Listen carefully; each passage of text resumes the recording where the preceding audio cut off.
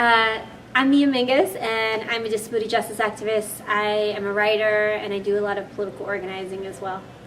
Yeah, and you're here in Ottawa to talk about disability justice. You were just giving a address to us all. Yes.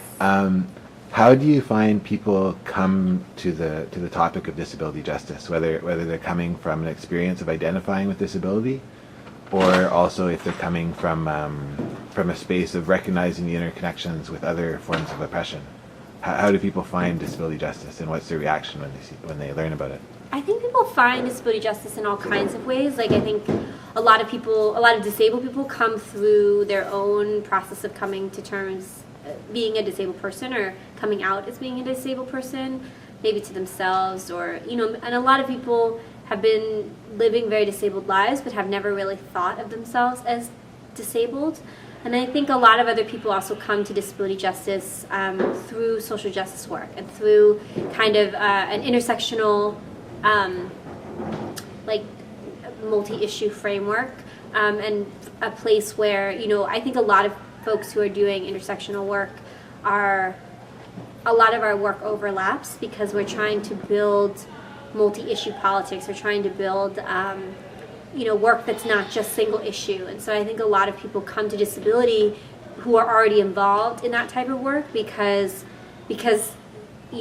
fundamentally to justice work and justice frameworks is that notion of, it's really important that we all move together. It's important to talk about different systems of oppression and different forms of violence, and it's no matter what work you're doing. So I feel like people come in all different ways. A lot of disabled people come to disability justice because they didn't see themselves reflected, or don't see themselves reflected in the more mainstream disability rights movement. There's lots of different reasons, I think, why people come to disability justice work, and disability justice work is still very, it's new in the sense of that we're building the shared political framework and shared language, so it's also a very exciting time. So a lot of people, I think, haven't even necessarily heard of it, or are still just receiving, not notice, but receiving information about it. Yeah, and why would you say it's so important in your view? Why is disability justice vital work for people to acknowledge, participate in, to center? So many reasons. There's so many reasons why I think disability justice work is so important, and one of them is that disabled people are everywhere, and we are part of any community that you're doing work with. You're doing work with disabled people. You may not even know it. You may not know it yet. They may not be, out to you. They might have a hidden disability or a non-visible disability. But I think also, in the culture and society that we live in right now, where we live in a society of just relentless violence and intense amounts of oppression and discrimination, and in a society where there is so much violence and oppression, I don't know how we could not talk about disability, because people are becoming disabled through violence, they're becoming disabled through trauma, or not having access to resources, and so even people who are not necessarily born with their disability, the disabled population, I feel like as a whole, our group is growing, and we are one of the largest oppressed groups in the world. And the other piece why I think it's so important is that, disability is one of those, it's a different identity or political experience than a lot of the other work that we do, in the sense that we're all becoming more and more disabled, simply as we age. We are all could become disabled at any point in time, and that feels very different to me than a lot of other political experiences or systems of oppression or identities that we work on. And I feel like it is inevitably something that we're going to have to confront, and politically, and it's like we can keep pushing it away, we can keep pushing it around on our plates, so to speak, but eventually we're going to have to recognize and come face to face with what do we do with disability, and how are we going to think about it politically as social movements who are trying to build a just world, and what does justice and liberation look like for disabled peoples and our communities. Because the thing about disability also is that I think most people have a lot of experiences with disability and intimate experiences with disability. They may not be thinking about it as disability, but most people know someone who is disabled. Most people have an aunt or an uncle or an elder in their life who is disabled. Most people, so many people have disabilities or different types of abilities in their life that, in themselves, that maybe they haven't come to terms with. And so I also feel like it's important because, it's already there. Disability is already around us. And ableism is already a huge system of oppression that gets leveraged all the time. And I would say that gets leveraged all the time in service of the very things that we claim to be fighting for. It gets leveraged in service of white supremacy. It gets used as a tool to help, maintain and perpetuate patriarchy and male supremacy, transphobia, thinking about class and capitalism, like all of those things. And if we are for example, racial justice, we have to talk about ableism because there are very deep roots to ableism and racism that we have to look at, and that will help us to understand more pieces of racism and white supremacy that we hadn't otherwise known, and hopefully help to expand our movements to be one that includes disabled people of color in this example. And I could say the same thing around gender. I could say the same thing around immigration. I could say the same thing about lots of our other struggles that we have. Yeah. And you were talking in the presentation about the importance of centering disability justice. There were a lot of things you talked about, but just where you mentioned that in these other social movements, it's often an afterthought. Yeah. Even if that. Yes. So it seems that centering is one of the principles that you touched on. But there were a number of principles. Where would you like to start in helping people understand what disability justice actually is? Well, there's so much that we cover, so much that I cover in the introduction. I talk a lot about access and about how, to me, a very central piece of disability justice that separates it from other work around disability is that we're not just talking about access by itself. We're talking about moving beyond just access. And to me, I think access is one of those things that any work you're going to do around disability, you will have to confront access. Like, you'll have to do work around access. There is no choice in that matter. Because the nature of the ableist world that we live in is that things are incredibly inaccessible for all disabled people. And I think that an important piece of disability justice is that we are not just doing access for the sake of access, that we're not just doing access for assimilation, that we're not just fighting to get access to the horrible current system that we have, but that we're doing access that moves us beyond just access towards the world that we actually want. Access for the sake of justice and liberation. Access for the sake of deeper connection and breaking isolation. Like, to me, that is what is so liberatory about a disability justice framework, and that we use access as a tool to help us get to the world that we want. And I think that the way that I have grown up understanding access as a disabled person who's been disabled since I was 6 months old, I've known it, I grew up with it around as done as a form of charity most often, or a form of guilt, or as sometimes even as, this kind of reluctant obligation type of feeling to it.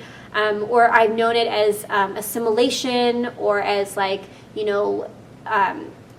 way for people to get more privileges, to not necessarily build a just world, but so that a few privileged disabled people can get a few more privileged crumbs to subsist on. And I think that with disability justice, we're really saying, no, actually, we want a different way, and we don't want access just for the sake of access. We don't want disabled people only to have access to the same crappy system that everybody else has. We want to actually think about how we move towards what a just world would look like for us all, and what liberation really looks like.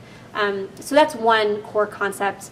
I think another big concept that, at least that I talk about in disability justice work, is interdependency, and thinking about how do we build relationships And how do we build in such a way that really pushes back against the myth of independence and this myth that we can and should be able to do everything on our own, or even this myth that that's what everybody wants to do, that that's what everybody desires, is to be independent.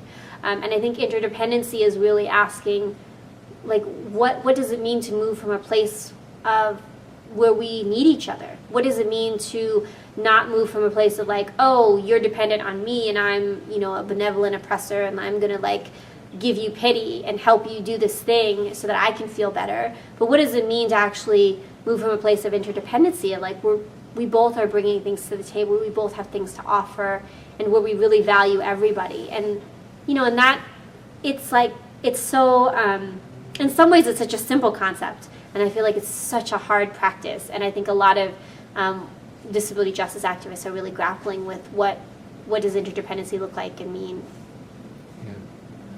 I know one thing I think that helps people with, you were explaining there's a medical model and there's a social model of disability, and how much of a leap forward it was to go to understanding disability from a social perspective. Yeah. But then you were talking disability justice wants to be more complex and bring back some of the looking at our bodies themselves. Yeah, I mean, I just think with disability justice, like, part of what we're saying is that we can't get away from our bodies either. Like, like we can't just talk about socially constructed this and that, or we can't just talk about like things being, the way that everything is. One of the things that we say, one of the very simplified ways, they call it the quick and dirty ways that we explain the social model and the medical model, is under the medical model, for example, you hear messages like the body is wrong, like my body is wrong and it needs to be fixed. Whereas under the social model, you might hear messages that are similar to like, no, maybe my body's not wrong, maybe there's something wrong with the world, and maybe the world is where we need to fix or make changes happen. And I think that we can't lose our bodies completely, and I feel like, we need a little bit more complex understanding, because, I always joke, like, I don't want to be wearing my I Heart Disability sandwich board and, like, ringing my bell all day long. Like, there are real hard things about disability and about bodies that we just can't get away from. We can swing on a vine all day long yelling socially constructed, but eventually I think we hit a brick wall, and I think that brick wall is our bodies. And what do we do with chronic pain? What do we do with days where, I wake up and it's really hard to be disabled? It doesn't mean that I want to be dead instead, but it means that I want to have a complex framework and a place where I can talk about how hard it is and what chronic pain feels like, for example.